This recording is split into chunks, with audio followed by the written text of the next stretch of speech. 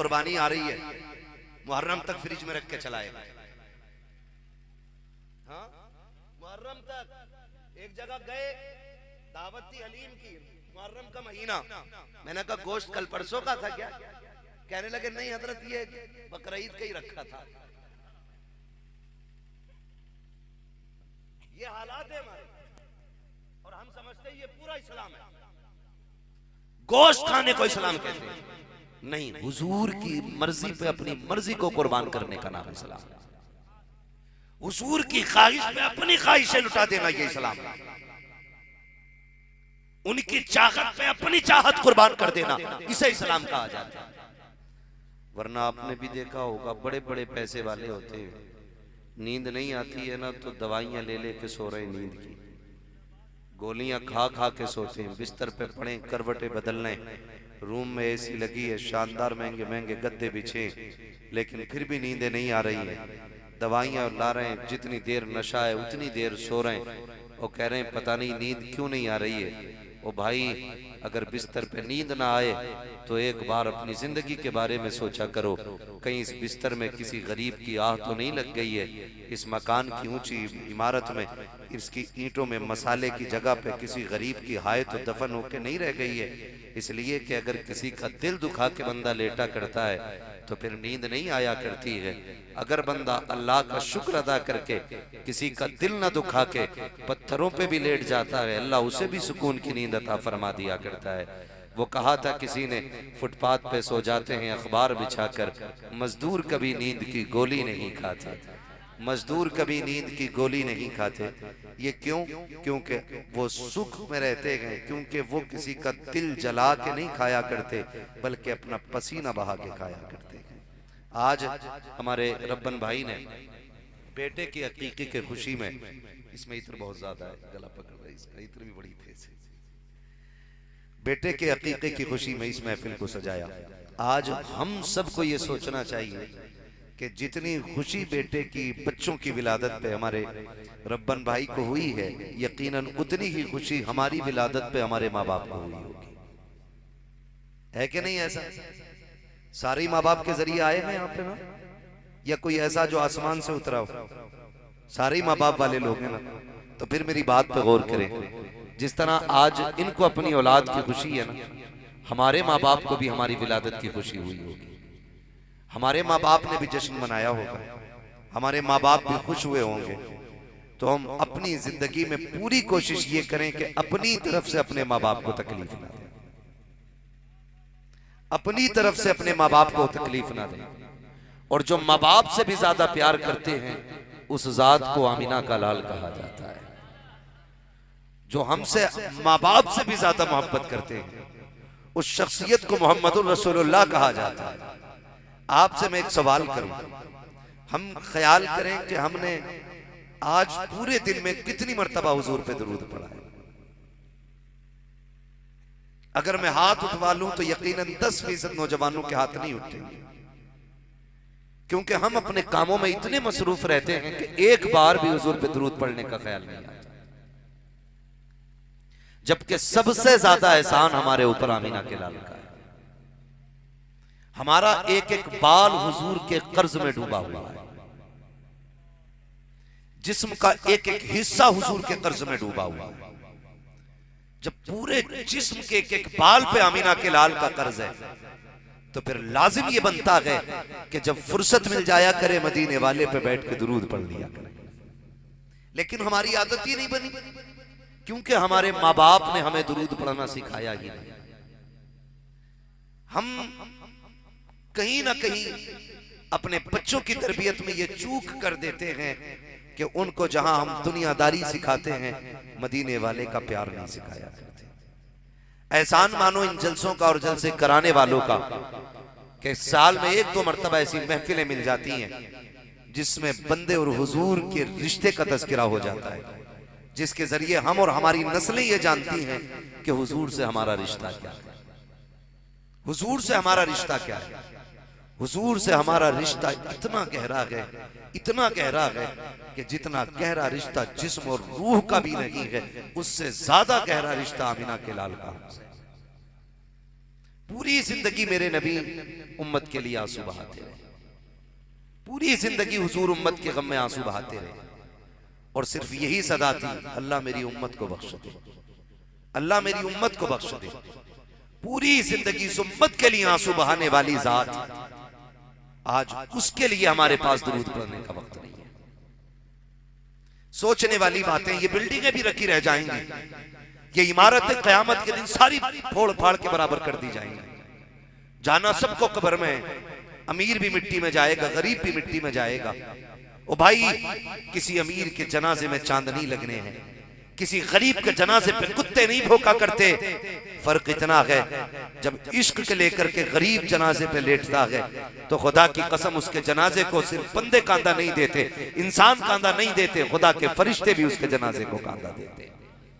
और अगर कोई अमीर दुनिया से जाए और किसी का हक खा के जाए, किसी को सता के जाए, किसी को रुला के जाए, तो बंदे भी उसके जनाजे को कांदा देना नहीं चाहते। ऐसी मौत से डरना कि लोग तुम्हारे जनाजे को कांदा देते वक्त डरें, और कहीं ऐसा ना हो तेरे जनाजे के साथ लोग ये बातें करते जा रहे हो, अच्छा हुआ मर गया। बड़ी परेशानी थी, इसने जीना हराम कर दिया था। पास पड़ोस वालों का खास ख्याल रखना, कहीं ऐसा ना हो पास पड़ोस वाले तेरे जनाजे में खड़े होकर कहें आज के बाद सुख की सांस आएगी, आज इसके सितम से छुटकारा मिल गया है। अगर तेरे जनाजे में ये बातें हो गई तो याद रखना, कितने ऊपर वाले तेरे लिए हाथ उठा ले, उस वक्त तक खैरियत नहीं होगी जब तक पड़ोसी पे किए गए एक एक सितम का बदला नहीं लिया जाएगा। आज निडर होके बंदा बैठा है, देखा जाएगा जो होगा, देखा जाएगा जो होगा। कुछ नहीं देखा जा सकता है, कुछ नहीं हो सकता है हमसे। ओ भाई, आज हाथ पैर चल रहे हैं, आज कुछ नहीं कर पा रहे हो, जब हाथ पैर चलना बंद हो जाएंगे तो फिर क्या करोगे? फिर क्या करोगे? सिर्फ मौत आने की देर है, मौत आने की देर। आदमी को औकात पता चल जाती है, औकात पता चल जाती है। जो खड़े होकर के दो चार लोगों को सामने गाली बक देता है, जब मौत आती है इतना बेबस हो जाता है कि अगर उसको नहलाया जाए और कपड़ा उसका खुलने लगे ना, सतर खुलने लग जाए, अपना कपड़ा नहीं संभाल सकता है। घंटे घंटे शीशे के आगे खड़े होकर के मेकअप करने वाले, शादी ब्याह के नाम पर जाकर के अपने चेहरों को श्रृंगार कराने वाले, जब मरेंगे ना तो अपने चेहरे पे पानी तक नहीं डाल सकते। यह हकीकत है हमारी। वो जो अकड़ के चलते थे आज बेबस पड़े। मौत पूछती है झिझोड़ कर, बता कहां गई तेरी ताकत, कहां गई तेरी पावर, जिस पावर की वजह से तू अकड़ता था, जिसकी वजह से लोगों को खातिर में नहीं लाता था, कहां है आज तेरी वो ताकत? उस वक्त जबान भी बंद हो जाती है, कुछ नहीं कह पाओगे, कुछ नहीं कह पाओगे। जिस जबान को 24 घंटे चलाते थे, एक लम्हे के लिए इस जबान को इजाजत नहीं। जब हम इतने मजबूर और इतने बेबस हैं तो क्यों ना ऐसे काम कर जाएं कि हमें मौत के बाद भी जमाना जिंदा कहे, मरने के बाद भी लोग देख के कहें ये जिंदा लेटा हुआ है। ये कब होगा? ये तभी होगा जब रिश्ते हमारे अल्लाह और उसके रसूल से मजबूत हो जाएंगे। अल्लाह और उसके रसूल से जब रिश्ते मजबूत हो जाएंगे तब जाकर के फिर देखना, खुदा की कसम, हमारी मौत पे जमाने को रश्क आएगा, हमारी मौत पे जमाने को रश्क आएगा। लोग कहेंगे अल्लाह ऐसी मौत हमें दे दे जैसे फला गया। आज अल्लाह माफ करे, कैसी कैसी मौतें हो रही है, पता भी नहीं चलता कलमा मिला के, नहीं मौका ही नहीं मिलता कलमा पढ़ने का, क्योंकि जितने खड़े होते हैं बगल में, अब तो अल्लाह माफ करे ये हालात है, हादसे हो जाते हैं, एक्सीडेंट हो जाते हैं, तो कोई तसल्ली देने वाला नहीं होता, कोई दिलासा देने वाला नहीं होता, कोई सहारा देने वाला नहीं होता। जख्मी रोडों पे तड़पते रहते हैं। लोग कहते हैं हमने तरक्की की है, आओ तुम्हें तरक्की का जमाना दिखाता चलूं। लोग कह रहे हैं तरक्की की है, जाओ हादसों की मंजिलें देखो, जाके हादसों के मकामात देखो, जहां पे एक्सीडेंट हो जाते हैं वहां लोग कैमरे निकाल करके वीडियो बनाना शुरू कर देते हैं, फोटो बनाना शुरू कर देते हैं, फिर उसको कोई लाइव चलाता है, फिर कमेंट चेक कर रहा है, वो जो जख्मी पड़ा है, कोई पानी के लिए तड़प रहा है, कोई इलाज के लिए तड़प रहा है, किसी की इंसानियत इतनी बेदार नहीं होती है कि कोई उसको दवा के लिए ले जाए, कोई उसको पानी पिला दे, कोई उसको सहारा दे दे और कहते हो हमने तरक्की की है। खुदा की कसम इसे तरक्की नहीं कहते हैं। आज तुझे तरक्की का दौर दिखाऊं, तुम लाशें देख के मुस्कुरा के चले जाते हो, तड़पते देख के वीडियो बनाते हो। इंसानियत देखो, मेरे नबी का दौर है, जंग का मौका है, जंग चल रही है। जंग के बाद जख्मियों को इकट्ठा किया गया, 10 एक लाइन में जख्मी लेटे हुए हैं। सारे कह रहे थे अल अतश, प्यास लगी है, प्यास लगी है। पानी मौजूद नहीं था। एक सहाबी ने दौड़ के कहा था, या रसूल अल्लाह, ये जो जख्मी लेटे हुए हैं प्यास से बेहाल हैं, आका पानी का इंतजाम होता। मेरे नबी की बारगाह में एक प्याला पानी का पेश किया गया। आका सिर्फ एक प्याला है। फरमाया जाओ, मेरी प्यास की फिक्र ना करो, ये जाके मेरे जख्मी सहाबा को पिला दिया जाए। लाओ तो ऐसा आका ला के दिखा दो। खुदा की कसम आज अगर किसी को मदद मिलती है, पहले खुद लूटा करता है, फिर बचा कुचा बांटा करता है। लाओ कोई आमीना के लाल जैसा पानी का पहला प्याला है और इसके अलावा पानी भी नहीं है। खुदा की कसम जंग के बाद का मामला है, सारे प्यासे थे। मेरे नबी की बारगाह में आया, आका ने कहा मेरी फिक्र ना करो, मेरे गुलामों को जाके पिला दिया जाए। जब पानी लेकर के आए हैं, पहले जख्मी के पास पानी का प्याला पहुंचा है। उसने करवट वाले को देखा, ये उनकी बात नहीं कर रहा हूँ जो खड़े होकर तमाशा देख रहे हैं, ये उनकी बात नहीं कर रहा हूँ जो लोगों को बता रहे थे इनके चोटें कैसी लगी हैं, ये उनकी बात कर रहा हूँ। किसी का गला कटा है, किसी का मैदा जख्मी है, किसी का पेट कटा है, किसी का सीना चाक है, 10 पड़े हैं जख्मी। इस हाल में पानी का प्याला आया, पहले ने करवट वाले को देखा, उसका गला कटा था। कहने लगे यार मुझे छोड़ो, मुझसे ज्यादा जरूरत शायद मेरे भाई को है पानी की, ये प्याला इसको दे दिया जाए। दूसरे के पास प्याला गया है, उसने तीसरे को देखा, उसका पेट कटा था, उसने कहा नहीं ये प्याला पहले इसको पिला दिया जाए, ये मुझसे ज्यादा जख्मी है। फिर वो पानी का प्याला अगले वाले पे पहुंचा, उसने कहा उससे आगे वाले को पिला दो। 10 के पास प्याला चला गया, किसी ने पानी नहीं पिया था। आखिर में पलट के जब आखिरी बंदे के पास गया, उसने सबको देखा और देखने के बाद कहा मेरी तो खैरियत है, ये प्याला मेरे नबी को पिला दिया जाए, ये पानी मुस्तफा को दे दो जहां से चला था पानी। फिर वही आ जाता है, आका ने प्याला लिया, खुद चल करके आए, देखा 10 के 10 शहीद हो चुके हैं, लेकिन किसी ने भी पानी पीने में पहल नहीं की है, सिर्फ इस बुनियाद पर कि मुझसे ज्यादा ये हकदार ना हो। मैं आपसे पूछना चाहता हूँ किसको तरक्की कहते हो? खुदा की कसम तरक्की तब आई थी जब मेरे नबी दुनिया में तशरीफ लाए हैं, जब मेरे नबी ने इंसानियत का पाठ पढ़ाया है, तब जमाने को पता चला। और आका ने यूं दरियाए करम खोला, यूं दरियाए करम खोला। दुनिया आज तक कहती है कौन देता है, देने को मुंह चाहिए, देने वाला है सच्चा हमारा। नारे तकबीर, नारे रिसालत, मसलके आला हजरत, उलमाए अहले सुन्नत, हुजूर शहंशाह खिताबत, जश्न ईद मिलादुन नबी, नारे तकबीर, नारे रिसालत। ओ भाई अपने नबी से रिश्ते मजबूत कर जाओ, कर जाओ रिश्ते मजबूत। अभी हमने नहीं देखा कितने जनाजे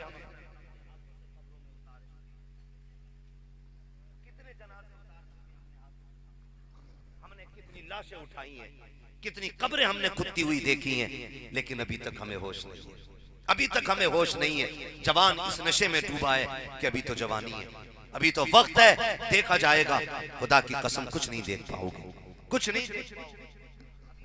अगर ये धोखा है कि हम जवान हैं तो इस धोखे में न रहना, इस धोखे में न रहना। वो कहा था किसी ने, हुए नाम वर बेनिशां कैसे कैसे, जमीन खा गई आसमां कैसे कैसे, कैसे कैसे ताकतवर आए और आकर के चले गए और किसी का नामो निशान नहीं रहा। बचना किसी को नहीं है, जाना सभी को है। खुदा की कसम इस नशे में कि हम जवान हैं, इस नशे में कभी शराब को मुंह न लगाना। आजकल नौजवान शादी ब्याह के नाम पे, पार्टी के नाम पे, यारियों के नाम पे शराब के जाम पे जाम पिए जा रहा है। गैरत नहीं आती हमारी कौम को। वो मेरे भाई तेरे लिए रब ने जन्नत में हौज़े कौसर का इंतजाम कर रखा है।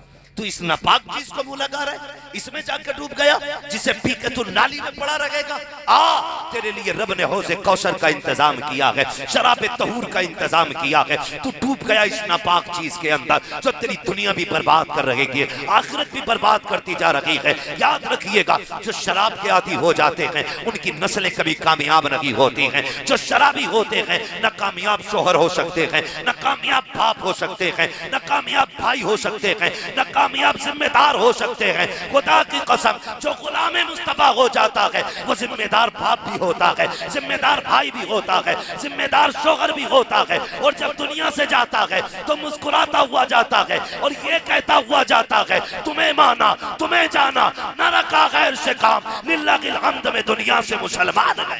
नारे तकबीर, नारे रिसालत, उलमाए अहले सुन्नत, उलमाए अहले सुन्नत, नारे तकबीर, नारे रिसालत। शराब पीते ना, शराब कहते नहीं वो यार ले गया था बुला के मेरा दोस्त, एक बार पी ली, पार्टी थी, चल गई। मैंने कहा भूल गया तूने कलमा मदीने वाले का पढ़ा है, तुझे याद नहीं आया कि तू रब का बंदा है? तू कैसे चला गया शराब पीने के लिए? का दोस्त नहीं माने। मैं कहता हूं उठा दोस्त को, लेके चल कब्रिस्तान, मैं तेरे साथ चलूंगा। और कब्र पे हाथ रख के पूछ के मेरे साथ लेटे गया। आएगा जवाब देने मेरे मामलात का, बचा लेगा यहां के।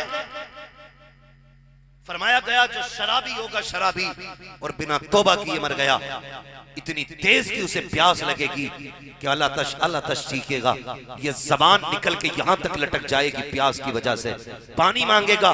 फरमाया गया उसे जहन्नम के बिच्छुओं का जहर निकाल के दिया जाएगा।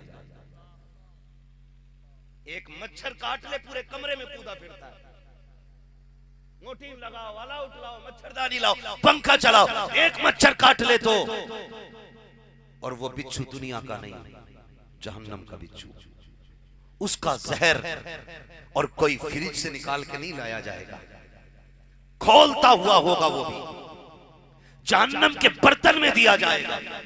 लेकिन फरमाया गया इसकी प्यास इतनी बढ़ा दी जाएगी कि ये उसको भी पीने की कोशिश करेगा। इतना गर्म होगा वो जहर कि जब उसके प्याले को ये मुंह के करीब लाएगा, उसकी भाप से होठ जल के ये लटक के नाफ तक आ जाएगा, ऊपर का होठ सिकड़ के माथे तक चला जाएगा, लेकिन फिर भी वो उसको पिएगा। ऐसा सहर होगा वो कि जिस जगह से गुजरेगा काटता चला जाएगा, चीखो पुकार के सिवा कुछ नहीं होगा, वहां मौत भी नहीं आनी है, कोई बचाने वाला भी नहीं आना है। कहां जाके डूब गया नौजवान? तेरे लिए तो गारे हिरा में मुस्तफा ने दुआएं मांगी थी, गारे शौर में तुझे मांगा गया था, गारे सजदा में तेरे लिए आंसू बहाए गए। भूल गया नबी की कुर्बानियों को? मेराज में गए, रब ने फरमाया था महबूब आ तू मुझे देख मैं तुझे देखूं, चल फैसला कर, अब बता तुझे क्या चाहिए। मेरे महबूब ने अबू बकर के लिए, उस्मान के लिए नाम लेके कुछ नहीं मांगा, बल्कि गुनाहगारों के लिए मांगा था। ए अल्लाह मेरी गुनाहगार उम्मत की मग़फ़िरत फरमा दे। मैं पूछना चाहता हूँ, जब शराब के नशे में डूबते हैं हम लोग, क्यों हमें मुस्तफ़ा की याद नहीं आती है? क्या जवानियां इसलिए मिली थी कि हम अय्याशियों के अड्डों को आबाद करें? इसलिए जवानियां दी गई थी कि हम जाके शराब में डूब जाएं? इसलिए जवानियां दी गई थी कि नबी के दीन की शरीयत के उसूलों की धज्जियां उड़ाएं? जवानी इसको नहीं कहते हैं। तुम 22 साल के हो गए, 28 साल के हो गए, तुम्हें आज तक रिश्ता मुस्तफा का नहीं पता चला है। एक वो आया था 17 साल के अंदर, दुनिया मोहम्मद बिन कासिम कहती है 17 साल की उम्र में हिंदुस्तान के अंदर फातेह बन के आने वाला और मुस्तफा के दीन का परचम लहराने वाला मोहम्मद बिन कासिम, खुदा की कसम अभी चंद साल गुजरे हैं, ऐसा काम करके गया है सुबह कयामत तक तारीख उसको याद रखती रहे। बेशक, सुभान अल्लाह, सुभान अल्लाह। जवानी कहते हैं। हमारी जवानी किधर गुजर रही है? अल्लाह ने बेटा दे दिया तो फट गया, डीजे बजाऊंगा मौलाना, जो जिससे रोका जाए रोक ले। मेरे घर में बेटा आया है, ठहर जा, बजा ले डीजे, आज तू डीजे बजा, कल ये जवान होगा तो तेरे सर पे जूते बजाएगा। हाँ, ये जूते बजाएगा। आज औलाद किसी बाप के मुंह पे थप्पड़ मारती है तो जिम्मेदार उलमा नहीं है, जिम्मेदार आप है, जिम्मेदार आप हैं, गलती आपने की है। जब बेटा पैदा हुआ तुमने डीजे बजाया, शैतान को राजी किया। क्या ही अच्छा होता, रब ने बेटा दिया था, बेटी से नवाजा था, तुम हुजूर को राजी करते, अपने रब को राजी करते, बेटा हुजूर के हवाले कर देते और उसको बता देते, ये बेटे तेरी परवरिश जो की जा रही है ये दुनिया के लिए नहीं, मदीने वाले के लिए की जा रही है। हमारा सब कुछ मदीने वाले की जात है। वो कहा था किसी ने, मरने की तरफ देख न जीने की तरफ देख, जब चोट लगे दिल को मदीने की तरफ। बेशक, सुभान अल्लाह, सुभान अल्लाह। और याद रखिएगा, किसी एक की शैतानी करने से इस्लाम पे फर्क नहीं पड़ने वाला। अगर कोई ये समझता है कि मैं मौलवी की नहीं मानूंगा तो इन पे फर्क पड़ेगा, खुदा की कसम कोई फर्क मौलवी पे पड़ने वाला नहीं है। इसलिए कि हम बता दें तुम्हें, जितना हमारा रिश्ता हुजूर से है उतना ही आपका रिश्ता हुजूर से है। बेशक, जितना हमारा रिश्ता खुदा से है उतना ही आपका रिश्ता भी खुदा से है। जितनी शरीयत की हदें हम पे लाजिम होती हैं उतनी ही आप पे लाजिम होती हैं। जितना एहसान हम पे मदीने वाले का है उतना ही एहसान सब पे मदीने वाले का है। तो हम कोशिश ये करें कि अपनी जिंदगी में अल्लाह और उसके रसूल को राजी करें, अल्लाह और उसके रसूल को राजी करें। यही असली जिंदगी है, यही असली जिंदगी है। लेकिन हम बेटे को क्या सिखाते हैं, लल्ला जब तू पैदा हुआ था हमने 50,000 का डीजे मंगाया था। क्यों मंगा रहे? हम ठहरे मुखिया, हम ठहरे प्रधान, हम ठहरे जमींदार। अगर डीजे नहीं बजा तो फिर नाक और मूंछ पे घी का चराग कहां से जलेगा? जला ले चराग मूंछ पे, मगर होश करना कहीं इस मूंछ के चराग से तेरे कपड़ों में आग ना लग जाए। हाँ, और सच्चाई भी यही है, दिल के पपोले जल उठे सीने के दाग से, इस घर को आग लग गई घर के चराग से। अपने बच्चों को क्या सिखाया हमने, क्या सिखाया? मिलाद कर ले, बेटा दिया अल्लाह ने। कह रहा नहीं वो दादी नहीं मान रही। दादी कह रही है कि मिलाद तो हमारे यहाँ मैयतों में होती है, खुशी के मौके पे तो कुछ रंगीनियां होनी चाहिए। ये वो दादी है जिससे को नमाज पढ़ तो कह रही घुटने काम नहीं कर रहे, कुरान पढ़ तो कह रही है टहले काम नहीं कर रहे। नेक कामों में करने में इस दादी पे मैयत आ जाती है, और जब डीजे बाजे गाजे हो जाए ना तो ये कूदती है हिरन की तरह। वो कह रही है भी दिल नहीं लग रहा, बस एक पैर तो आ चुका, दूसरा फिसलने की देर है, सारा दिल इकट्ठा लगने वाला है। बेशक, सही कह रहा हूं मेरे भाई। ये कुछ बड़े बूढ़ों ने भी बेगैरती की हद कर दी है। उम्र हो गई 90 की, अब भी शेविंग कर रहा बैठ के, खाल सुकड़ के मुंह के अंदर चली गई, लेकिन अब भी दाढ़ी मूंड रहा। गैरत कर, बाल सफेद हो गए, मौत का पैगाम आ गया है, तैयारी कर ले, वरना इतना रगड़ा जाएगा कोई बचाने वाला नसीब नहीं। बेशक, हम थोड़ी है बड़े बूढ़े भी। जब बैठेंगे चौराहे पे तो सबसे बड़े अल्लामा कह रहे हैं मौलाना को क्या पता, ये तो मस्जिद में रहने वाले आदमी है, 42 साल में क्या देखा इन्होंने। हाँ तूने देखा ना सब कुछ, अंगूठा छाप होता है, वो कहता इन्हें क्या पता है। खुदा की कसम साइंस उतना नहीं जानती जितना मुस्तफा के गुलाम जानते हैं। बेशक, सुभान अल्लाह, सुभान अल्लाह। इसलिए कि साइंस पूरा भाग से चलती है और उलमा मुस्तफा के दिए हुए तरीके पे चला कर। बेशक, सुभान अल्लाह, सुभान अल्लाह। वाह, आज साइंस पहुंची है, अब भी खड़े होकर पानी चलता कि नहीं चलता? अभी पीते, झूठ नहीं बोलना चाहिए, मार देते ना हाथ। चलो पानी नहीं, कोल्ड ड्रिंक मिल गई तो मार दिया हाथ। दुकान पे नहीं खड़े हो गए, बैठ के पी ले यार, के कहां बैठे, जगह ही नहीं है। और खुदा के बंदे, जब इस जमीन पे सजदा करने की इजाजत है तो इस जमीन पे बैठ के तू पानी नहीं पी सकता है? वहां कह रहे आप जगह ही नहीं है बैठने की, इसलिए खड़े खड़े मार दिया हाथ। आज से ज्यादा तुमने किडनी फेल होते देखी, तुमसे पहले भी लोग थे, कितने लोगों के गुर्दे फेल होते थे, कितने लोगों को कैंसर होता था? नहीं ना, आज कसरत से हो रहा है। वजह क्या है? आज 1400 साल के बाद साइंस ये कह रही है कि अगर आप खड़े होकर पानी पिएंगे तो आपको किडनी का कैंसर हो जाए। 1400 साल के बाद आज कह रही है साइंस कि खड़े होकर नहीं पी सकते। 1400 साल पहले मेरे नबी ने कहा था बैठ के पानी पिया करो, किडनी भी सलामत रहेगी, तुम भी सलामत रहो। सुभान अल्लाह बेशक। ये दूसरे की मेंढ काट के कह रहा मौलवी क्या जाने, खड़ी खेती काट के कह रहा मौलवी क्या जाने, मर के देख ये निजाम है। न मौलवी के बगैर तू दुनिया में आता और न जाएगा मौलवी के बगैर बेशक। जिसे हम दो कौड़ी का समझते हैं ना, वही आके कान में अजान पढ़ता है। जब दुनिया में आते हैं अजान होती है कि नहीं? कान में सर क्यों हिला रहे हैं, बोले जरा भाई, होती है कि नहीं? कान में अजान पड़ी जाती है। और जब दुनिया से जाता है तो नमाज जनाजा होती है। तो मौलवी के बगैर आते भी नहीं है और जाते भी नहीं है, और कहते यही है कि मौलवी को पता क्या है।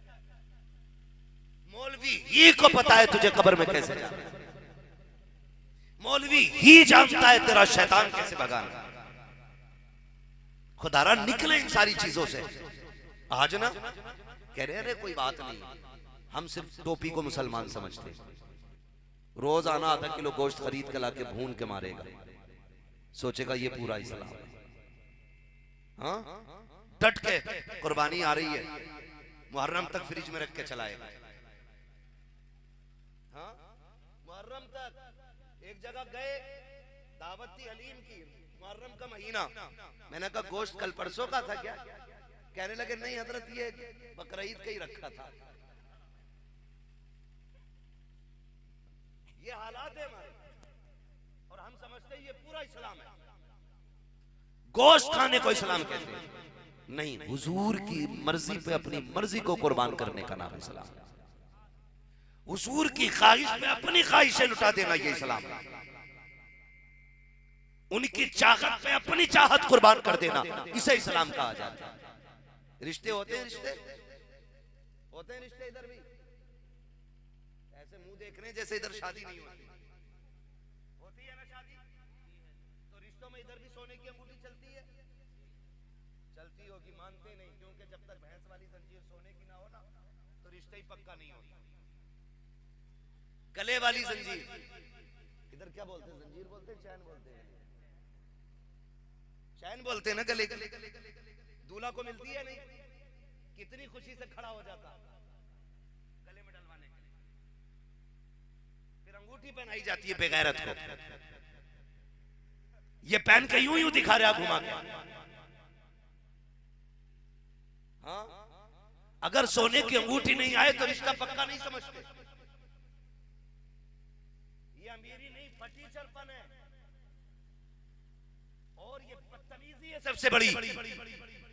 जब मेरे नबी ने मर्दों के लिए सोना हराम कर दिया है, तो तू कौन होता है गले में जंजीर पहनने वाला? तेरी औकात क्या है तू सोने की अंगूठी पहन के दिखाए? कि नहीं नहीं वो सास नाराज हो जाती है। सास जहर देगी, पी लेगा, पी लेगा कोई सास के हाथ का दिया हुआ जहर? कोई तो मजनू होना चाहिए इतना बड़ा, नहीं पी सकता ना कोई भी, जबकि हम माँ बाप से ज्यादा सास को इज्जत देते हैं, लेकिन फिर भी नहीं पी सकते ना। तो सास ने जंजीर पहनाई गले में, हाथ में अंगूठी पहनाई, तूने कहा नाराज हो जाता, साला पहना रहा था, ससुर बैठा था, एक बार तू ये तो कह देता नहीं भाई ये नहीं पहननी है, अगर इसको पहनूंगा, अगर नहीं पहनूंगा तो तुम नाराज होगे, पहनूंगा तो मदीने वाला नाराज हो जाएगा, ये कह के उतार देते, तू रूठे तो रूठे, मेरा मदीने वाला नहीं रूठना चाहिए, इसलिए ये जंजीर तुम्हें मुबारक हो, ये सोना तुम्हें मुबारक हो, ये बात कह करके आपको वापस कर देना था, लेकिन हम पहन लिया करते हैं। नौजवानों इसे इश्क रसूल नहीं कहते हैं। आओ तुम्हें तारीफ का ये बाप बताता चलूं। मेरे नबी बैठे हुए हैं, एक सहाबी मुलाकात के लिए आए, मुसाफिर के लिए आका करीम की बारगाह में हाथ बढ़ाया, जैसी हाथ आगे किया है, हाथ आगे किया, आका करीम की निगाह पड़ जाती है, उनके हाथ में सोने की अंगूठी थी, सरकार ने चेहरा फेर लिया, वो रास्ता बदल के आगे से आए, आका ने फिर चेहरा फेर लिया, फिर जब हुजूर उठ करके चले गए, उन्होंने कहा बात क्या है? हजरत अली ने आगे बढ़ के कहा था तुझे पता ना कि नादान, तेरे हाथ में सोने की अंगूठी है। हुजूर को ये बात न कबार गुजरी कि तेरे हाथ में सोने की अंगूठी थी। हुजूर इसको पसंद नहीं फरमाते हैं। आका ने हराम कर दिया कि मर्द के लिए सोना पहनना। उस नौजवान ने जानते हो अंगूठी निकाली, जमीन पे फेंक दी। फिर ख्याल आया, उठा करके दूर फेंकने लगे। किसी ने कहा फेंक क्यों रहा है, बच्चों को ले जा करके अपनी बीवी को इसका जेवर बनवा देना। सोना मर्द के लिए हराम है, औरत के लिए जायज है, इसको फेंक के नुकसान ना कर। उसने कहा मुझे बीवी को भी नहीं पहनाना। कहा किस लिए? कहा जिसको मुस्तफा नजर से गिरा दे उसको गुलाम उठा के ले जाए, ये गवारा नहीं हो सकता।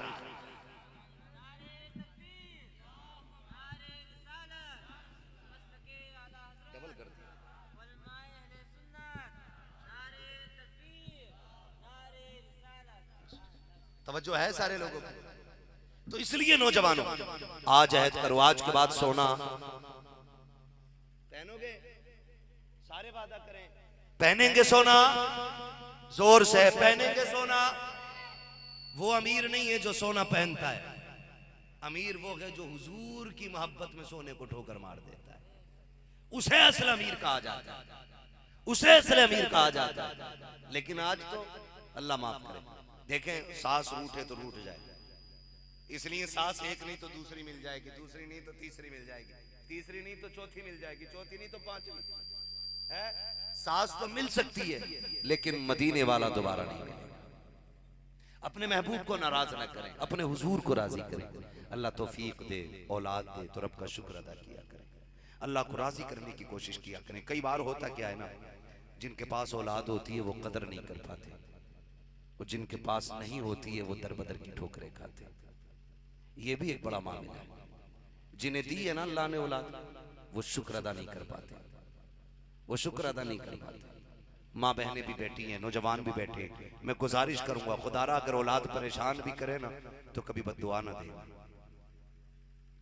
माँ बाप कभी औलाद को बद्दुआ ना दें, इसलिए कि माँ बाप की जबान से निकला हुआ एक एक जुमला औलाद के हक में पत्थर की लकीर होता है, पत्थर की लकीर होता है। और बात बात में कभी गुस्सा आ जा तुझे मरी ले जा, ये कही जाती है ना बात, तुझे मौत आ जाए मर जा जाके तू, ये नाशुक्री ना करना, नाशुक्री ना करना।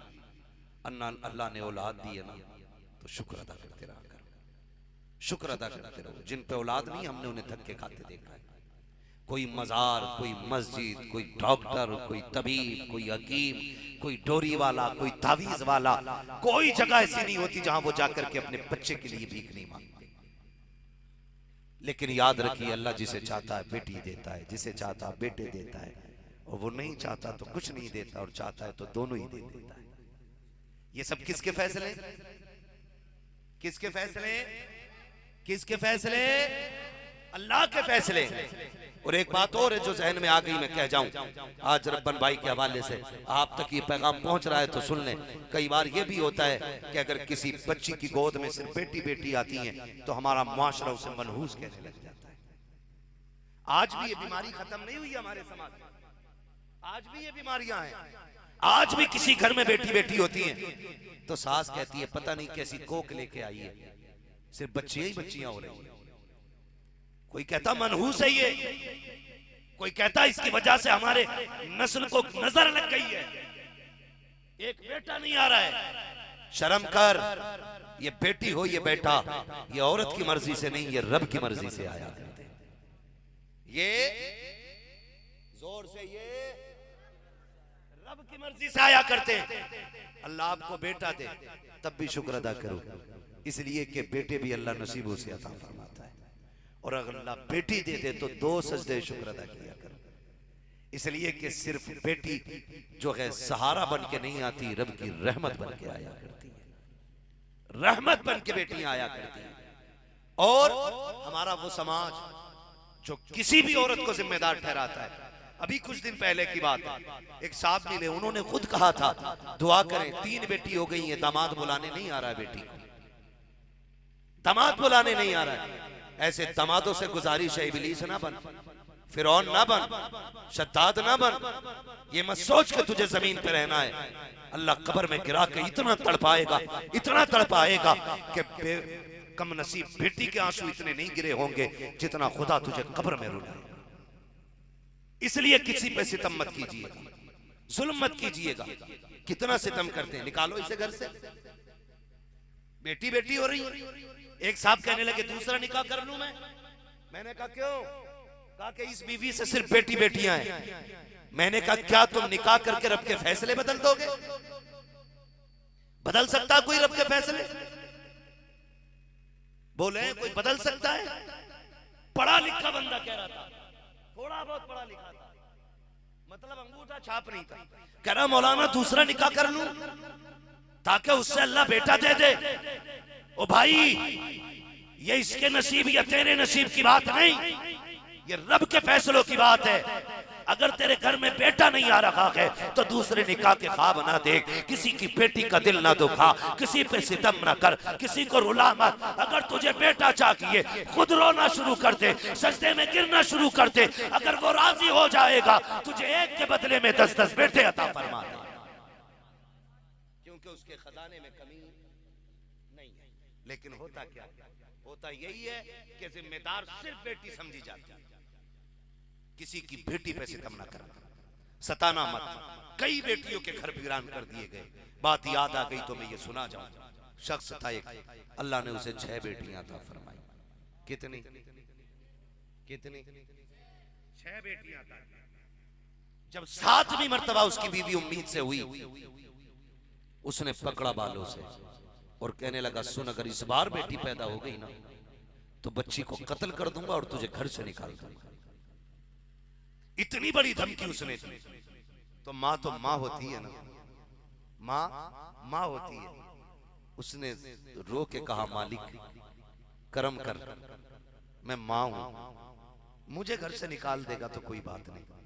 लेकिन इसने बात बड़ी कर दी है। इसने कहा अगर बेटी पैदा हो गई तो उस बच्ची को कत्ल करने को कह रहा है। या अल्लाह, अगर बेटी कत्ल होगी मैं कैसे देखूंगी?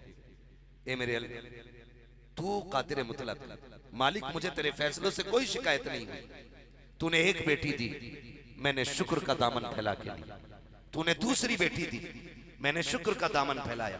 तीसरी बेटी दी, मालिक तूने 6 बेटियां दे दी, मैंने हर बेटी के बदले में तेरा शुक्रिया अदा किया। मालिक अगर 7वीं भी बेटी दे मुझे कोई एतराज नहीं। लेकिन दर्द इस बात का है कि मेरा शौहर जालिम भी है, जाहिल भी है। मालिक अगर बेटी हो गई तो वो कत्ल कर देगा। अल्लाह अपने कर्म से फैसला कर, या तो मेरे शौहर का दिल बदल दे या फिर अपने कर्म से मेरी तकदीर बदल दे। या तो बेटा दे दे या फिर मेरे शौहर का दिल बदल दे। इधर ये रोई, उधर वो बिस्तर पे सो रहा था, ख्वाब देख रहा है। मैदान क़यामत है, हिसाब व किताब चल रहा है। कह रहा मेरा अमल तोला गया।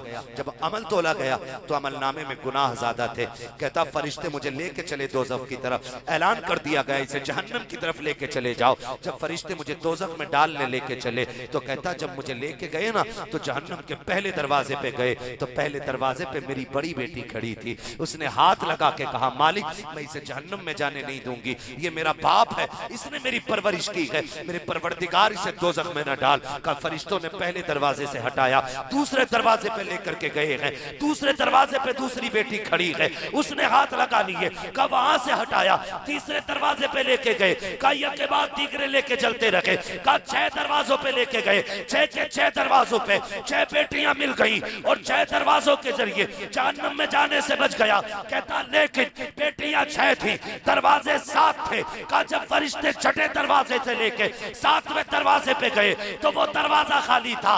हैबत से आंख खुल गई, पसीना पसीना सजदे में आ गया। रो के कहता है या अल्लाह अपने करम से मुझे बेटा न दे के 7वीं बेटी अता फरमा। पता चला बेटियां सिर्फ सहारा बन के नहीं आती, बेटियां जन्नत का परवाना बन के आया करती हैं, परवाना बन करके आती हैं। आप बच्चों को बद्दुआ न दिया करो। अल्लाह जिसे चाहता बेटी देता है और जिसे चाहता है बोले बेटा देता है। और अल्लाह जो दे उस पे राजी रहो, उसके फैसलों में राजी रहो। वरना ये कोई राजी रहना नहीं है जा करके लोगों से कहना बेटा दे दो बेटा दे दो, ये कोई फैसला नहीं है। अपने रब को राजी करने के रास्ते निकालो। रब को राजी करने की। तो मैं बात अर्ज कर रहा था, अल्लाह औलाद दे तो अल्लाह का शुक्र अदा करेंगे इंशाअल्लाह। और कभी भी माँ बाप अपनी औलाद को बद्दुआ ना दे। तेरा कितना भी दिल दुख जाए बर्दाश्त कर, ये तो इसकी कम नसीबी है कि ये माँ बाप को दुख दे रहा है, लेकिन माँ बाप की जिम्मेदारी है वो बद्दुआ ना दे। मुझे बात याद आई, एक खातून को अल्लाह ने बेटा दिया, उसके बाद शौहर का इंतकाल हो गया, बच्चा छोटा ही था। लोगों ने कहा चल सहारा मिल गया, इसके सहारे जिंदगी गुजर जाएगी इसके सहारे जिंदगी। माँ उसे नाजों से पालती रही। एक दिन बच्चा उठा, उसने कोई नुकसान कर दिया। जैसी बच्चे से नुकसान हुआ ना, माँ ने फौरन तड़प के कहा तुझे मौत नहीं आ जाती, तू मर नहीं जाता? ये कह के माँ तो चुप हो गई, लेकिन सुने तकदीर की डायरी में ये जुमले रकम हो चुके थे। उसने कह दिया आज कि तुझे मौत नहीं आती, तू मर जा। ये माँ कह के भूल गई, लेकिन तकदीर की डायरी में ये जुमले नोट हो चुके थे। अल्लाह को ये बात ना गवार गुजर गई। उसने बेटा दिया था ताकि इसका सहारा बने, लेकिन नाशुक्री की। फिर भी माँ पालती रही, मेहनत से पढ़ाया लिखाया, अपने जुमले भूल गई कि उसने क्या कहा है। बच्चा जवान हो गया, अच्छी सर्विस में लग गई, अच्छी जगह रिश्ता हुआ। जब शादी में 8 दिन रह गए, अचानक बच्चे का पैर फिसला और गिरा और बच्चे का इंतकाल हो गया। वो लड़का नौजवानी के आलम में गया, शादी से 8 दिन पहले गया। तो माँ ने रो के कहा, ए अल्लाह मेरे परवरदिगार, ऐसे टाइम पे बेटा लिया है, मेरी खुशियों का जनाजा निकल गया। चंद दिनों के बाद मेरे बेटे के सर पे सेहरा बंधने वाला था, मेरे घर में बहारें आने वाली थी, मेरे मौला मेरा बेटा ले लिया, मेरी जिंदगी तबाह हो गई है। जब इतना रो के कहा, गैब से आवाज आई, नादान, हमने तुझे एहसास दिला दिया है, जब हमने तुझे ये सहारा बना के दिया था, तूने उस वक्त नाशुक्री की थी और इसके लिए मौत मांगी थी। आज हमने इसको मौत दे करके अपनी दी हुई नेमत का तुझे एहसास दिला दिया। इसलिए आपसे गुजारिश है, आप अपनी औलाद के लिए कोई जुमला ना कहें, अपनी औलाद के लिए कोई गलत जुमला ना बोले। ये माँ बाप की जिम्मेदारी है और औलाद की भी एक जिम्मेदारी है। औलाद की भी एक जिम्मेदारी है, जब तक जिंदा रहे अपने माँ बाप से मोहब्बत करते रहे, माँ बाप से मोहब्बत करते रहे। इसलिए कि माँ की कीमत कोई अदा नहीं कर सकता है। कर सकता है? नहीं कर सकता ना। बाप के माथे के पसीने का कोई हक अदा नहीं कर सकता, माँ के दूध के कतरे का कोई हक अदा नहीं कर सकता। माँ तो माँ होती है। खुदा की कसम, अगर बस चले तो जिंदगी दे के अपनी औलाद को बचा ले, जान देकर भी औलाद को बचा लेती है माँ, जान देकर भी औलाद को बचा लेती है। आज औलाद की जिम्मेदारी है वक्त दे के माँ बाप को बचाया जाए, वक्त दे के माँ बाप को बचाया जाए। मेरी तो दुआ है अल्लाह रब्बान भाई की औलाद को इनका फर्माबरदार रखे, बेटी को कनीज़े फातिमा ज़हरा बनाए, बेटे को गुलाम मुस्तफ़ा बनाए। ये दुआ है और यही दुआएं मांगा करो। जब बच्चियां होशियार हो जाएं, बच्चे समझदार हो जाएं, तो उन्हें जमाने की अमीरी की खबरें नहीं देनी है, मुस्तफ़ा की गुलामी की खबरें उन्हें पढ़ानी है, हुजूर से मोहब्बत के सबक उन्हें पढ़ाने हैं, हुजूर से इश्क कैसा करना है ये अपनी औलाद को समझाना है। अपने बच्चों को आदी बनाएं कि वो तुमसे कहानियां सुना करें। आज कहानी सुनने का वक्त किसके पास है? ना सुनाने का वक्त है ना सुनने का वक्त है। आज बच्चे रो देते हैं ना तो माँ मोबाइल चला के दे देती है, मोबाइल चला के दे देती है और अपना आप लग जाती है गीबत में। अल्लाह माफ करे, कई औरतें तो ऐसी होती हैं, मैयत में भी जनाजे के पास जाके एक दूसरे के कपड़े चेक करती है। तेरा सूट कितने का है, कौन से बाजार से लिया था? उससे फुर्सत मिलती है तो कहते हैं तेरी नंद अब लड़ती तो नहीं है, तूने सास का बोलता बंद किया कि नहीं किया? ये कंडीशन हमारी माँ बहनों की, ये हालत है हमारे घरों की। और मेरी बहन, अपने बच्चों को अपना वक्त दिया करो, बच्चों को वक्त दिया करो। बच्चे रोए, उठा के मोबाइल दे दिया, लो चलाओ, और अपना आप लग गई बातों में। आज बच्चों को हमारी जरूरत है। माँ की गोद बच्चे का हक होता है, माँ की गोद, माँ की गोद बच्चे का हक होता है। अगर बच्चे रोए तो उन्हें सीने से लगाए माँ, ये लाजिम होता है हर माँ के ऊपर, लाजिम है हर माँ के ऊपर। जरा सोचो, आज ये छोटे हैं, इनको हमारी जरूरत है, हम इन्हें वक्त नहीं दे रहे। कल जब हम कमजोर हो जाएंगे, हमें इनकी जरूरत होगी। तुम्हें नहीं लगता ये भी तुम्हारे हाथ में मोबाइल लाके दे देंगे? कल जब तुम बूढ़े हो जाओगे और कहोगे अल्लाह बात सुन, तो कहेगा अब्बा परेशान ना करो, ये लो मोबाइल, इस पे मैंने 2 GB वाला रिचार्ज कर दिया है, 1 महीने जम के मोबाइल चलाओ। अगला फोन तब आना चाहिए जब ये एमडी खत्म हो जाए। यही होना है, लिख लो इस बात को। अगर आज अपने बच्चों को आप वक्त नहीं दोगे तो कल आपके बच्चे आपको वक्त नहीं देंगे।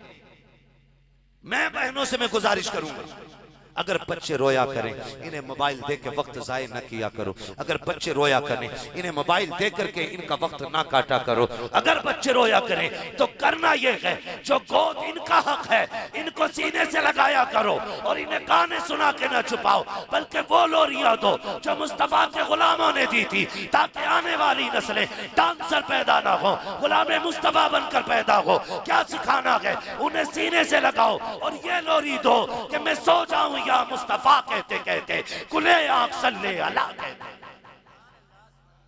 ये लोरिया बच्चों को दिया। आज तो डिस्को लगा के अम्मा ने दी, और जब वो होश संभालते ही डांस कर दिया तो हाफिज जी क्या पढ़ा रहे हो, मेरा लोंडा नाच रहा। तो ये हाफिज जी ने नहीं, मेरी बहन ये तूने पढ़ाया, इसे तुमने पढ़ाया। इसलिए बच्चों की सही परवरिश करें। तालीम सबसे ज्यादा जरूरी है। माँ बाप अपने बच्चों को पढ़ाएं जरूर। अगर आप पढ़ाएंगे नहीं तो आप कितने भी पैसे वाले हैं, आपके बच्चे चोर बनेंगे, डाकू बनेंगे, डकैत बनेंगे, धोखेबाज बनेंगे, लुटेरे बनेंगे, एक अच्छे इंसान नहीं बन सकते। ये भी बात 100%। मारेरा शरीफ वाले एक आवाज देते हैं, आधी रोटी खाएंगे बच्चों को पढ़ाएंगे। इस बात का मतलब समझते हैं? इस बात का मतलब यह है कि अगर आधी भूख खा के भी सोना पड़ा तो हम भूख बर्दाश्त करेंगे, लेकिन औलाद को जाहिल नहीं रखेंगे। यह मतलब है इस बात का। तो आप अपने बच्चों को तालीम से भी आरास्ता करें, उन्हें पढ़ाएं लिखाएं, उन्हें काबिल बनाएं, और खुदारा अपनी नस्ल को एक बेहतरीन राह दें। और बेहतरीन राह क्या है? वो हुजूर के इश्क की राह है, हुजूर से मोहब्बत की राह है। हुजूर से इश्क सिर्फ जवानी में नहीं, सिर्फ बुढ़ापे में नहीं, बल्कि बचपन में भी इश्क किया है लोगों। बचपन में इश्क किया गया। हुजूर का विसाल हुआ, विसाले पुरमलाल के बाद हजरत बिलाल ने मदीना छोड़ दिया। क्यों छोड़ा? इसलिए छोड़ दिया कि जब मदीना छोड़ के जाने लगे हजरत अबू बकर सिद्दीक आ गए आगे से, बिलाल मदीना छोड़ के ना जाए। कहा क्यों? कहा तुम भी चले जाओगे, हुजूर भी चले गए, दिल नहीं लगेगा। तो हजरत बिलाल ने कहा था हुजूर के बगैर अब इन गलियों में दिल नहीं लगता। तो अबू बकर सिद्दीक ने कहा था बिलाल ठहर जाओ, तुम्हें मैंने खरीदा था। तो हजरत बिलाल ने कहा था अबू बकर अगर अपने लिए खरीदा था तो रोक ले, और अगर हुजूर के लिए खरीदा था तो फिर जाने दे। इतना कहना था अबू बकर सिद्दीक की गर्दन झुक गई। कहा बिलाल मैंने अपने लिए नहीं, मैंने मुस्तफा के लिए खरीदा था। हजरत बिलाल मदीना छोड़ गए, मुल्क शाम जाके बस गए। जब मुल्क शाम जाके बसे, जब एक रात सोए तो ख्वाब में हुजूर तशरीफ ले आए। बोल दे जरा सुभान अल्लाह। अल्लाह करे जो जोर से सुभान अल्लाह बोला है आज की रात के सदके उसके ख्वाब में हुजूर तशरीफ ले आए। जो इससे भी ज्यादा जोर से बोले अल्लाह आज की रात में हुजूर उसको दीदार करा दे। माशाअल्लाह, अल्लाह सलामत रखे। तो हुजूर ख्वाब में तशरीफ लाए और क्या फरमाते? आका ने फरमाया बिलाल याद नहीं आती हमारी, याद नहीं आती हमारी? काश किसी दिन हुजूर हमारे भी ख्वाब में आ जाए। वो कहा था किसी ने इस आस में जीता हूं, कह दे ये कोई आकर चल तुझको मदीने में सरकार बुलाते हैं। सुना गए आप हर आशिक के घर तशरीफ लाते हैं, मेरे घर में भी हो जाए चरागा। चरागा सारे ही सुन्नी बैठे ना, और नौजवान सुन्नी बैठे, कोई भी बुड्ढा टुड्डा नहीं लग रहा है मुझे। तो जैसी जवानी है वैसी आवाज निकलनी चाहिए। ये कुर्सी पे चेयरमैन बैठे, आप जमींदार लोग बैठे, तो जमींदारों की आवाज तो चेयरमैन से ज्यादा तेज होनी चाहिए ना। चेयरमैन तो 5 साल के लिए होता, जमींदार तो फिर लाइफ टाइम रहा करते। फिर सारे बोले जरा या रसूल अल्लाह। माशाल्लाह। ओ भाई, मनसब कोई भी किसी का हो, लेकिन हुजूर की महफिल में आके सारे ही गुलाम बन जाया करते हैं। एक ही सफ में खड़े हो गए महमूद अयाज, ना कोई बंदा रहा ना कोई बंदा नवाज। मैं कसम खा के कह सकता हूँ, ये कितने बड़ा लालच दे तो ये कौम इतनी आसानी से जमीन पर नहीं बैठेगी। हुजूर की महफिल में जमीन पे जगह मिल गई, यहीं आके बैठ गए हैं। इसलिए कि मतलब यहाँ इस इज्जत से नहीं कि ऊपर कौन बैठा है, दुनिया जानती है हुजूर के नाम पे तुम जूतियों में बैठ जाओ, अल्लाह तुम्हें इज्जतों के ताज अता फरमा देगा।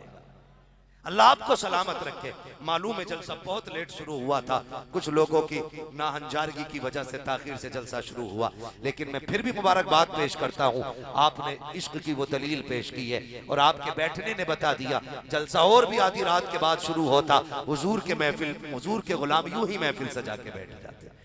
अल्लाह आपको सलामत रखे। मैं बात आशिक की करने लगा। हुजूर फरमाते, बिलाल याद नहीं आती, आओ कभी हमसे भी मिल लिया करो। इतना सुना सुबह ही उठे, सवारी ली, चल दिए मदीने शरीफ की तरफ। मदीने शरीफ की तरफ चल दिए, चलते रहे, दौड़ते दौड़ते हुजूर का मदीना आ गया। मदीने शरीफ में हाजिरी हुई, हुजूर के रोजे पे पहुंचे, बेहोश हो गए। कहने लगे, या रसूल अल्लाह, इतनी दूर से बुला के पर्दा किए बैठे, आका गुलाम को बुलाया, दीदार नहीं कराएंगे? बेहोश होके गिर गए। होश आया, अजान का वक्त हुआ।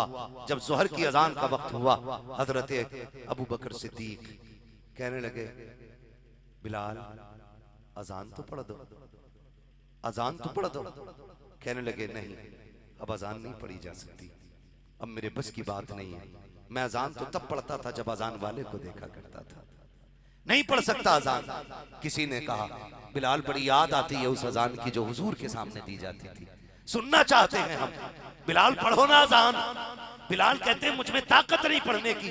किसी ने कहा, जाओ कोई हसनैन को बुला लाए।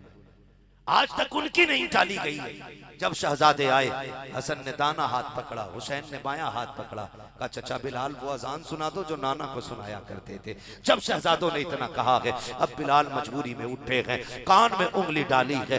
मैं तुम्हें बता रहा हूं बच्चों ने कैसा इश्क किया है। जैसी जबान से अल्लाह अकबर कहा है, जो किसान जहां खेत में काम कर रहा था, हल छोड़ दिया था, जिसके हाथ में फावड़ा था, फावड़ा फेंक दिया, जो जिस काम में था सब कुछ छोड़ करके सबकी तोड़ मस्जिद नबी की तरफ लग जाती है। सब तोड़ रखे थे, जो माए चूल्हों में रोटियां सेक रही थी, खाना छोड़ दिया, मस्जिद नबी की तरफ दौड़े। बच्चे माओ की गोद में उछल उछल के कह रहे थे, ए मां बताना, ये आवाज तो मुअज्जिन रसूल की लग रही है, लगता है हुजूर का बिलाल आ गया है। माए कह रही थी, हाँ बेटे बिलाल की अजान है। जब अजान पढ़ते बिलाल को देखा, बच्चे माओ का मुंह चूम के कहते थे, ए मां मुअज्जिन तो आ गया है, बताना इमाम कब आएगा। ए मां बिलाल आ गए हैं, आमिना के लाल कब आएंगे। सहाबा फरमाते हैं, ऐसी कयामत या तो उस दिन थी जिस दिन हुजूर का विसाल हुआ था, या फिर आज थी जब बिलाल अजान पढ़ रहे हैं। बच्चे माओ से लिपट लिपट के हुजूर का पता पूछ रहे हैं, कह रहे हैं कि कलेजा तो तब फटने लगा था जब एक बच्चा मुस्कुराता हुआ मस्जिद नबी से उस शहर की तरफ दौड़ा जब मदीने शरीफ से बाहर से आता था। लोगों ने बच्चे को दौड़ते हुए देखा और हंसता हुआ जाता था, लेकिन कुछ देर के बाद जब पलट के आया तो रोता हुआ आ रहा था। किसी ने कहा, यार गया कहाँ था? हंसता हुआ गया था, रोता हुआ आया है, क्या हो गया है? उसने कहा, मैंने बिलाल को देखा तो समझा अमीना का लाल भी आता होगा। मैं दौड़ करके बाहर इसलिए गया था ताकि आका का इस्तकबाल करूं, लेकिन काफी देर खड़ा रहा। फिर ख्याल आया मेरे आका का तो विसाल हो चुका है। अल्लाह अकबर, ये बच्चों का इश्क है, ये बच्चों का इश्क है। मैं ये कहता हूँ हुजूर का इश्क है, जब सीनों में उतरता है तो जवानियां देख के नहीं बल्कि दिल देख करके सीनों में उतर जाया।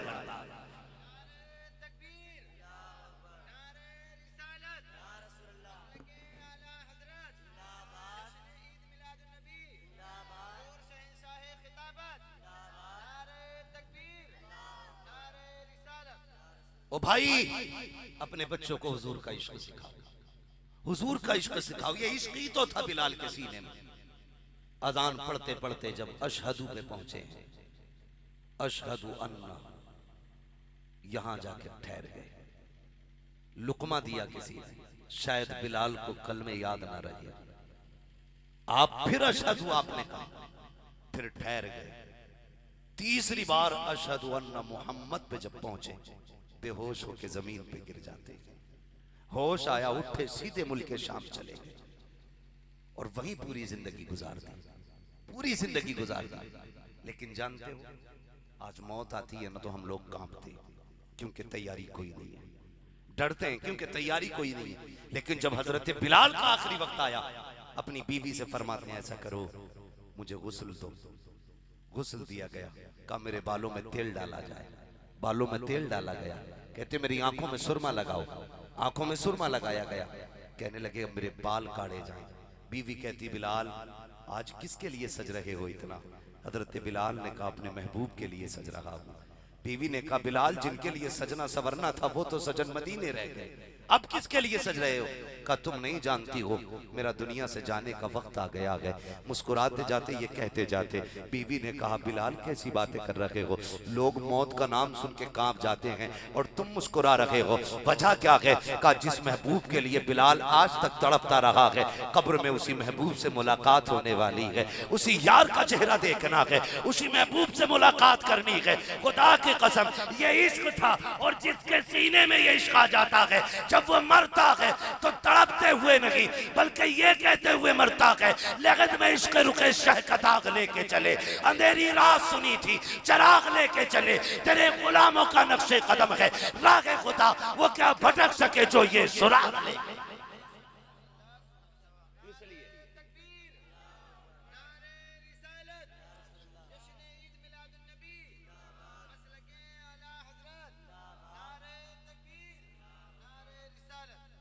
अपने बच्चों को हुजूर का इश्क सिखाएं, सिखाएं अपने बच्चों को हुजूर का इश्क। और नौजवानों यही जिंदगी है, सिर्फ यही जिंदगी है, इसके अलावा कुछ जिंदगी नहीं है, इसके अलावा सब कुछ बर्बाद है। मैं तो चैलेंज के साथ कहता हूं नौजवानों, जिनके दाढ़ियां नहीं है वो चेहरों पे दाढ़ियां रख के देख लें, जो पैंट शर्ट पहनते हैं वो कुर्ता पजामा पहन के देखें। खुदा की कसम अगर सोओगे भी ना तो गुलामी मुस्तफा की खुशबू अपने अंदर से महसूस करोगे, खुशबू महसूस करोगे। और ये तजर्बा भी किया होगा जो सिर्फ जुमे जुमे को कुर्ता पजामा पहनते हैं, फिर उनसे पूछो वो अंदर अंदर कितने खुश होते हैं। सोच खाली कपड़े बदल जाए तो दिल इतना खुश होता है, अगर किरदार बदल जाए तो रूह कितनी खुश होने लग जाएगी, रूह कितनी खुश होने लग जाएगी। सजा चेहरे पे दाढ़ी, फिर मर, और फिर मरने का मजा दे, फिर मरने का मजा दे। जब किसी जवान की लाश पे जाना होता है, कभी जनाजे में, और चेहरे पे दाढ़ी नहीं होती, सबसे बड़ा दुखी होता है काश इसने चेहरे पे दाढ़ी रखी होती, काश इसने चेहरे पे दाढ़ी रखी होती। फरमाया गया, यहां तक बताया गया है, हमारे उलमा फरमाते कि अगर चेहरे पे दाढ़ी और अकीदे के साथ दुनिया से गया है, सुन्नी सहीउल अकीदा मसलक आला हजरत पे मौत आई है ना, और इसी मसलक पे दुनिया से गया है, तो फरिश्ते चेहरे से कफन हटा के चेहरे का नूर देख के ठक देते हैं। दूसरा कहता हिसाब नहीं लेना, वो कहता क्या करोगे पूछ के, इसकी दाढ़ी की चमक और इसके चेहरे का नूर बता रहा है, ये सारे इम्तिहान जमीन पे पास करके आ गया, क्या हिसाब लेना? ये तो गुलामी है मुस्तफा में मरा है। देख इसकी दाढ़ी बता रही है, इसके चेहरे की चमक बता रही है, ये आया ही हुजूर के लिए है। राबिया बसरिया कब्र में गई, फरिश्तों ने हिसाब लिया, राबिया मर रब्बु का, आप कहती है तुम बताओ तुम्हारा रब कौन है, तुम बताओ तुम्हारा रब कौन है। कहा हमें हमारे रब ने भेजा है। कहा कहां से आए हो? कहा आसमानों से। कहा तुम मुसाफत तय करके आए हो हजारों मील की, तुम रब को नहीं भूले, मैं चंद कदम चल के आई हूं तो अपने रब को कैसे भूल? वो भाई ऐसे हालात बना लो, ऐसे हालात बना लो कि मरने के बाद डर नहीं होना चाहिए, डर नहीं होना चाहिए। काम अच्छे कर जाओ, नेक काम कर जाओ। आज ये महफिल सजी है, इसे हल्के में मत लेना, इसे हल्के में मत लेना। और ये हर किसी का मुकद्दर भी नहीं होती, हर किसी का मुकद्दर भी नहीं होती है। वो किसी को पता चला, किसी ने किसी आलिम से सुना था, एक साहब ने, कि जहां पे हुजूर की महफिल सजती है वहां हुजूर आया करते हैं। उसके दिल में तमन्ना जाग गई, मैं भी हुजूर की महफिल सजाऊंगा। कई साल उसने इकट्ठा किया, हुजूर के नाम की महफिल सजाई। जलसा खत्म हो गया, लोग चले गए। 2-4 दिन बाद उसकी मौलाना से मुलाकात हुई, जिनको उसने बुलाया था तकरीर के लिए, और उनके कदमों से लिपट गया। कहा क्या बात है, खैर तो है? उसने कहा आप तो तकरीर करके आ गए थे, सब लोग चले गए थे, मैं भी बिस्तर पे लेटा। कहने लगे सारे सो गए थे लेकिन मेरी किस्मत जाग गई थी। कहा क्यों? कहा जब मैं सोया तो मेरे ख्वाब में मदीने वाले तशरीफ लाए थे, हुजूर आए थे और फरमाने लगे तूने हमारी मोहब्बत में ये महफिल सजाई है, जा रब ने तेरी भी मगफिरत फरमा दी है, और जितने तेरी महफिल में आए थे अल्लाह ने सबकी मगफिरत फरमा दी, सबकी मगफिरत फरमा दी है। इसे हल्के में मत लेना। अल्लाह तौफीक दे, हुजूर की महफिलें सजाया करो, हुजूर की बातें किया करो। मर जाना है, कुछ नहीं बचना है, मौत सबको आनी है। मजा तो तब है ना चेहरा बिलाल जैसा हो, चेहरा अबू बकर जैसा हो, लिबास उमर जैसा हो, नमाज मुस्तफ़ा के सहाबा जैसा हो, किरदार अबू बकर जैसा हो, फिर जीने और मरने का मजा देखो। वैसे भी घुट घुट के मरना है, हादसे हो रहे हैं। कई बार तो इतनी खतरनाक मौतें हादसे में होती हैं कि आइडियां जेब में नहीं होती, चेहरों से पहचान नहीं होती है, कहीं की कई लाशें पहुंचा दी जाती हैं। मैं कहता हूं कोई आईडी हो ना हो, चेहरे पे दाढ़ी रख लो, अगर कितने भी तुम्हारे निशानात मिट जाएंगे ये चेहरे के बाल बता देंगे। इसे लावारिस ना समझना, ये दाढ़ी बता रखी है, ये जो मरा है ये लावारिस नहीं, इसका काबे वाला भी वारिस है, खुद मदीने वाला भी। इसलिए चेहरे पे हुजूर की सुन्नत सजाएं, हुजूर की गुलामी का जो दावा है ना उसे सच्चा करें, अपने बच्चों की परवरिश करें। अल्लाह हम सबको औलाद जैसी नेमत और रहमत से नवाजे, हर घर में अल्लाह औलाद की खुशियां अता फरमाए। जो बे औलाद हैं अल्लाह अपने फजल से उन्हें औलाद बख्शे, और जो साहिब औलाद हैं अल्लाह उनकी औलाद को फरमा बरदार बनाए। हाँ,